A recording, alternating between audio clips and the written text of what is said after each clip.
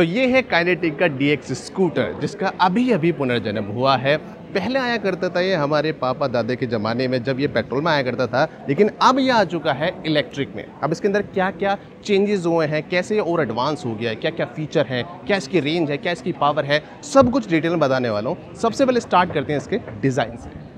तो डिज़ाइन जो है इन्होंने सेम रखने की कोशिश की है। आपको बहुत सारी चीज़ सिमिलर देखने को मिलेंगी। सबसे पहली चीज़ सिमिलर है काइनेटिक का यहाँ पे नाम। पहले वाले में भी हमें देखने को मिलता था, लेकिन इस वाले में काइनेटिक के अंदर आपको लाइट देखने को मिलती है। और जो हेड है आज भी चौड़ा है, पुराने वाले का इससे भी ज़्यादा चौड़ा था, लेकिन ये आज के हिसाब से ठीक ठाक लग रहा है। यहाँ पर आ जाते हैं भाई इसकी हेडलाइट में एक बार जलाने की कोशिश करता हूँ। आई गेस जल गई। आई थिंक स्टैंड हटाना पड़ेगा जब वो ग्लो होगी। साइड में हमें इंडिकेटर देखने को मिलते हैं, जिसके लिए बटन दे रखा है। यस, तो इस तरह से ये साउंड के साथ आते हैं। बंद कर देता हूं मैं। यहीं पे एम्बेडेड है इंडिकेटर्स। नीचे की तरफ आए तो यहाँ पे पियानो ब्लैक फिनिशिंग के साथ इनका नया लोगो है, जिसके अंदर लाइट जल रही है। अभी जो लाइट जल रही है थोड़ी सी मुझे ना ज़्यादा तेज लग रही है, थोड़ी चुभ सी रही है। ये थोड़ी सटल या फिर डिम हो सकती थी। कई जगह इन्होंने मेटल का यूज़ करा है और कई जगह प्लास्टिक का। यहाँ नंबर प्लेट आ जाती है। साइड में अगर आप देखोगे तो 12 इंच का व्हील है। टायर साइज़ है 100/80 और डिस्क ब्रेक फ्रंट में देखने को मिलता है, जो कि 220 mm का है। रियर में हमें देखने को मिलता है ड्रम ब्रेक। तो स्कूटर जो है पहले के मुकाबले में थोड़ा सा बड़ा कर दिया। स्टैंड से अगर मैं उतारूं तो मेरी 5'9" हाइट है, उसके अकॉर्डिंग स्कूटर जो है मुझे अच्छा लग रहा है। बाकी आप भी जज कर सकते हो कि मैं 5'9" हाइट का होके इस स्कूटर पे कैसा लग रहा हूँ। पुराने वाले अभी कितना साइज़ में डिफरेंस है वो मैं आपको आगे वीडियो में दिखाने वाला हूँ। स्टैंड लगा देता हूँ साइड वाला। ठीक है, साइड में आ जाए तो आपको यहाँ पे जो फुटबोर्ड है ये इनफ चौड़ा है कि आप इसमें सिलेंडर इजीली ले आ सकते हो। साइड में इन्होंने ना कुछ एजेस बनाई हैं। ये एजेस इन्होंने दे रखी है जिससे पैर नीचे फिसल ना जाए। यहाँ पे कुछ हमें एयर वेंट्स भी देखने को मिलते हैं, जो कि मोटर की कूलिंग के लिए हैं। पीछे की तरफ आ जाए तो यहाँ पे पूरा एक पैनल है, ये पूरा मेटल का है और काफ़ी मजबूत भी है। यहाँ पे हमें DX+ की ब्रांडिंग देखने को मिलती है। अब जो हवा यहाँ से घुसेगी तो उसे निकलने के लिए जगह चाहिए, तो यहाँ भी इन्होंने एयर वेंट दे रखे हैं। मेरे हिसाब से यहाँ पे सिर्फ मोटर के लिए किया गया है, क्योंकि बैटरी जो है वो तो यहाँ पे लगी हुई है फुटबोर्ड के अंदर। अभी जो मोटर है दोनों मॉडल में सेम है, लेकिन इलेक्ट्रॉनिकली इन्होंने थोड़ा सा कंट्रोल कर रखा है बेस मॉडल को। जैसे ये टॉप मॉडल के अंदर आपको पीक पावर मिलेगी 4.8 किलोवाट की, बेस मॉडल में 4.7 किलोवाट की। ये वाला जाएगा 90 km/h की टॉप स्पीड, वो वाला जाएगा 80 km/h। बैटरी भी सेम है, लेकिन बैटरी में भी इन्होंने थोड़ा डिफरेंस कर रखा है। बैटरी 2.5 kWh की है, जो कि यूजेबल कैपेसिटी है। ये वाला मॉडल जाएगा 116 IDC रेंज, जबकि बेस मॉडल जाएगा 102 IDC रेंज। अब मुझे नहीं पता वो कम क्यों किया गया है। आई थिंक बैटरी जब सेम है तो रेंज सेम होनी चाहिए थी। बाकी पीछे आ जाए तो LED सेटअप जो है मुझे काफ़ी अच्छा लगा है। स्क्वायर साइन उन्होंने मार रखा है, बीच में काइनेटिक लिखा हुआ है, काइनेटिक का लोगो है। टेल लाइट काफ़ी ब्राइट है। इंडिकेटर यहाँ पे लगे हुए हैं, चला के दिखा देता हूँ। ये मैंने जला दिया, ये भी काफ़ी ब्राइट है। साइड में हमें रिफ्लेक्टर देखने को मिलता है। नीचे नंबर प्लेट के लिए लाइट, और क्या, और तो सब कुछ सेम है। और यहाँ भी आपको एयर वेंट देखने को मिलते हैं, जो कि फ्रंट से आती हुई हवा को यहाँ से निकाल देंगे, ऑब्वियसली मोटर को कूल करने के लिए। साइड में आ जाए तो हब मोटर में देखने को मिलती है, और पीछे ड्रम ब्रेक है। डुअल स्प्रिंग सस्पेंशन है, जो स्विंग आर्म है उसे कवर कर रखा है प्लास्टिक के कवर से। डबल स्टैंड आ जाता है। और ये जो फुट पैग है ये इंटरेस्टिंग है भाई। आई थिंक पहली बार किसी टूलर कंपनी ने ऐसा करके दिखाया है कि बटन से आपके फुट पैग ओपन हो जाते हैं। करके दिखाता हूँ। तो फुट पैग आपको निकालने के लिए यहाँ से बटन लीवर दे रखा है। आपको ये लीवर एक बार ऐसे दबाना है तो ये ओपन हो जाते हैं, जो कि काफ़ी कूल सा लगता है। लेकिन एक दिक्कत है कि अगर ये बटन नहीं चलते तो आप इसे मैनुअली नहीं निकाल सकते हो, जो कि शायद अगर ये वाला बटन ना चले तो प्रॉब्लमेटिक हो सकता है। अब आते हैं डैशबोर्ड पे। डैशबोर्ड जो है ना, इन्होंने कोशिश करी है पुराने वाली की लुक देने के लिए। अब उसमें कितने सफल हो पाए नहीं हो पाए आपको आगे वीडियो में पता चलेगा, जहाँ पे मैं दोनों को एक साथ कंपेयर करूँगा। बाकी क्या देखने को मिलता है, पियानो ब्लैक फिनिश, यहाँ पे थोड़ा सिल्वर सा कलर इन्होंने दे दिया है, जो बॉडी कलर के अंदर आता है। 8 इंच की यहाँ पे इन्होंने पूरी डिस्प्ले दे रखी है। आई डोंट नो ये 8 इंच की है भी नहीं है, ये 8 इंच तो काफ़ी बड़ी डिस्प्ले होती है। खैर यहाँ पे जो पूरा सिस्टम है मे बी ये 8 इंच का हो सकता है। एक चीज़ जो मैं इंटरेस्टिंग लगी कि इसके अंदर स्पीकर भी आता है। यहाँ पे स्पीकर आपको देखने को मिल जाता है, जिससे आप गाने भी बजा सकते हो ओला स्कूटर की तरह। अब बटन दिखा दूँ क्या क्या देखने को मिलता है। तो बटन में वही आइकॉनिक रेड बटन इन्होंने ये चलाने के लिए रख रखा है। और देखो वॉइस ऑन के साथ यहाँ पे लिखा आता है वॉइस ऑन हो चुकी है। अब मैं यहाँ पे मोड चेंज करूँगा ना मोड वाले बटन से, तो ये आई डोंट नो आपको सुनाई आ रहा है नहीं आ रहा है। मैं एक बार यहाँ सुनाता हूँ, देखो। Power mode activated, turbo mode activated. तो जब भी आप कुछ मोड बदलते हो तो स्कूटर रिस्पॉन्स करके आपको बताता है कि ये वाला मोड चेंज हो चुका है। और अगेन जब इसने बता दिया तो मैं भी बता दूँ, इसके अंदर आपको 3 मोड देखने को मिलते हैं। सबसे पहला रेंज, जहाँ पे आपको सबसे ज़्यादा रेंज देखने को मिलेगी, फिर पावर और फिर टर्बो मोड है। डिस्प्ले आपको डिटेल देखने को मिल जाती है कि क्या देखने को मिलता है। यहाँ पे रेंज आ रही है, यहाँ पे स्पीकर का साइन आ रहा है, स्पीडोमीटर, ट्रिप, स्टेटस अभी हम चलने की स्थिति में है या नहीं है, बैटरी परसेंटेज, और ये जहाँ तक है बैटरी बार्स है, वो ऊपर आगे टाइम और ये राइट सेफ बोल रहा है। नीचे आपको कुछ इंडिकेटर्स देखने को मिल जाते हैं, जैसे क्रूज कंट्रोल लगा है तो यहीं पे साइन ऑन हो जाएगा। मैं इंडिकेटर चलाता हूँ तो ये चालू हो गया।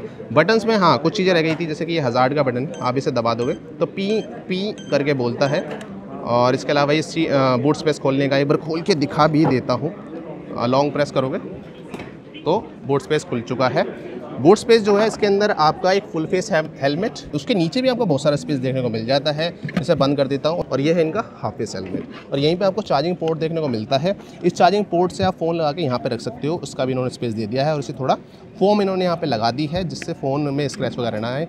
यहाँ पे भी इन्होंने एक LED लाइट लगा रखी है। ठीक है, इसे बंद कर देते हैं।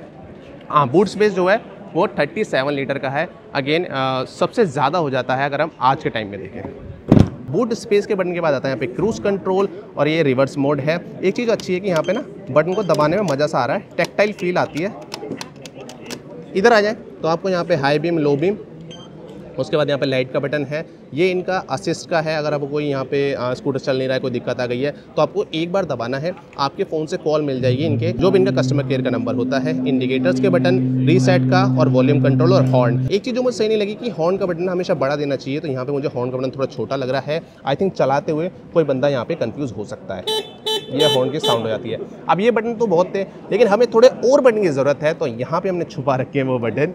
तो ईजी की आपने यहाँ पे देख ही लिया है। तो ये जो स्कूटर है आपको मल्टीपल ऑप्शन के साथ देखने को मिलता है। आप यहाँ से बंद करके अपना पासकोड डालो, स्कूटर स्टार्ट हो जाएगा। इसके अलावा एक ऑप्शन और होता है, आपको फॉब की भी देखने को मिलती है, जैसे हमारे बजाज चेतक के अंदर आता है, हीरो वीडा के अंदर आता है, वो ऑप्शन भी आपको यहाँ पे देखने को मिलता है। आई थिंक मेन हमने यहाँ पे सब कुछ कवर कर लिया है। हाँ, चार्जिंग पोर्ट, यहाँ पे चार्जिंग पोर्ट है। एक्चुअल में चार्जिंग पोर्ट अगर आप लेते हो प्लस वाला मॉडल तो आपको चार्जर इनबिल्ट मिलता है। उसकी चार्जिंग वायर आप खींच के कहीं भी लगा सकते हो, और ज़्यादा खींचोगे तो ये अपने आप अंदर चला जाता है। मिरर जो है अच्छे खासे बड़े हैं और उनकी विजिबिलिटी भी ठीक है। और अगर हम सीट लेंथ की बात करें तो पहले वाले के मुकाबले अच्छी हो गई है, और आज के ज़माने के हिसाब से सीट भी काफ़ी लंबी है। और कुशनिंग की बात करें तो अच्छी लग रही है। बाकी ग्रैब रेल भी उन्होंने काफ़ी मजबूत सी डाल दी है। और स्कूटर का वेट देखें तो स्कूटर भारी है। अब मेन मैंने चीज़ें आपको सारी बता दी है, लेकिन अब थोड़ा डिफरेंस दिखा देता हूँ कि पुराने वाले के मुकाबले कितना चेंज हो चुका है। ये हो जाता है भाई साइड बाय साइड कंपैरिजन। ये है भाई पुराने वाला, ये है नए वाला। दोनों का नाम आज भी DX ही है। मेजर डिफरेंस आपको यहाँ पे दिख रहा होगा साइज को लेके। ये थोड़ा आपको छोटा नजर आ रहा होगा, ये थोड़ा सा बड़ा नजर आ रहा होगा। फ्रंट की बात करें तो हेड जो है कंपनी ने कोशिश करी है वही चौड़ा वाला रखने की, लेकिन इसे कह सकते हो कि अपने ज़माने में आइकॉनिक था, लेकिन आज थोड़ा अजीब लगता अगर इस वाले को लाते हम। इन्होंने कोशिश तो वही करी कि सेम की सेम चीज़ हम यहाँ पे ला दें, लेकिन ये ठीक लग रहा है। बड़ा हेड आज भी है, लेकिन आज के ज़माने के हिसाब से सही है। डिज़ाइन वाइज देखें तो ये अपना आइकॉनिक डिज़ाइन हो जाता है, और ये रेट्रो फ्यूचरिस्टिक डिज़ाइन है। बाकी आपको सेम चीज़ें कैरी फॉरवर्ड मिलती है डिज़ाइन लैंग्वेज में। फ्लैट चेस्ट आ गई, फिर नीचे आपका फेंडर आ गया। इसमें क्या है, ये वाला जो है मेटल का है प्रॉपर, और ये प्लास्टिक का है। तो मेटल बॉडी यहाँ भी यूज़ हुई है, लेकिन यहाँ पे कई जगह प्लास्टिक का भी यूज़ हुआ है, जबकि इस वाले में आपको मोस्टली जगह मेटल ही देखने को मिलता है, काफ़ी कम जगह प्लास्टिक देखने को मिलता है। व्हील साइज में भी आपको डिफरेंट दिखेगा। यहाँ पे 10 इंच का व्हील है जो कि काफ़ी छोटा सा नजर आ रहा है, लेकिन यहाँ पे हमें 12 इंच का व्हील देखने को मिलता है। और यहाँ पे हमें डिस्क ब्रेक भी देखने को मिल जाता है जो कि एक्स्ट्रा सेफ्टी के लिए है। और यहाँ पे हमें ड्रम ब्रेक देखने को मिलते हैं आगे पीछे। इसमें पीछे वाले में ड्रम देखने को मिलता है।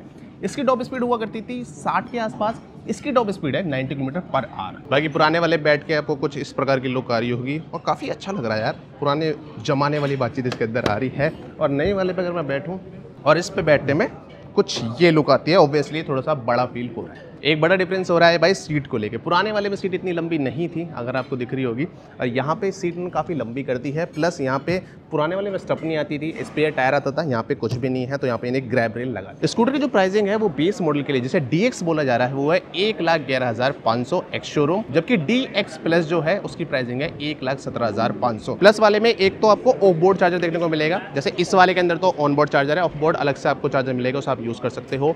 जो स्मार्ट फीचर्स हैं वो आपको देखने को नहीं मिलेंगे। बाकी स्कूटर के अंदर जो बैटरी लग रही है, मोटर लग रही है, वो एक्जैक्टली सेम है। वारंटी की बात करें तो बैटरी पैक में वारंटी देखने को मिलती है 3 साल या फिर 30,000 किलोमीटर की, जिसे एक्सटेंड भी कराया जा सकता है एक्स्ट्रा पैसे देके। उसके बाद ये हो जाएगी 9 साल या फिर 1 लाख किलोमीटर। ओके, तो अब बात करते हैं कंक्लूजन की, वो भी पोडियम पे आके।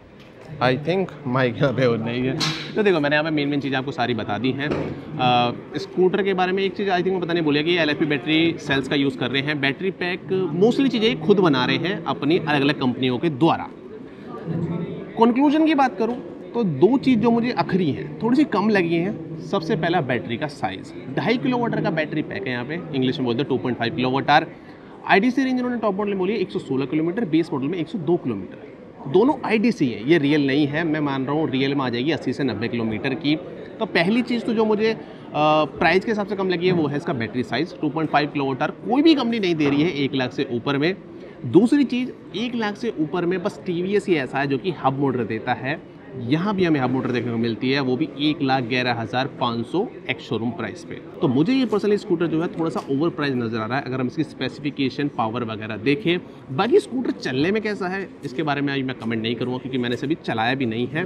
तो बाकी अगर हम बात करें डिज़ाइन वगैरह की, हाँ डिज़ाइन वगैरह मेरे को ऐसा लगता है कि कंपनी ने अच्छा काम करा है। कलर भी इन्होंने 4-5 दे दिए, ये भी नहीं बताया था शायद मैंने, ब्लैक, वाइट, ग्रे, ब्लू और रेड। आई थिंक मैंने सब कुछ यहाँ पे कवर कर दिया है। तो ये था भाई काइनेटिक का DS इलेक्ट्रिक स्कूटर। अब आपको ये कैसा लगा, जैसा भी लगा मुझे कमेंट में बता दो और सब्सक्राइब करो भाई। अगर इसकी राइड करने का हमें चांस मिला तो हमारी वीडियो आएगी और वो वीडियो आप तक तभी पहुँचेगी जब हमारे चैनल को सब्सक्राइब करके बेल आइकन दबाओ।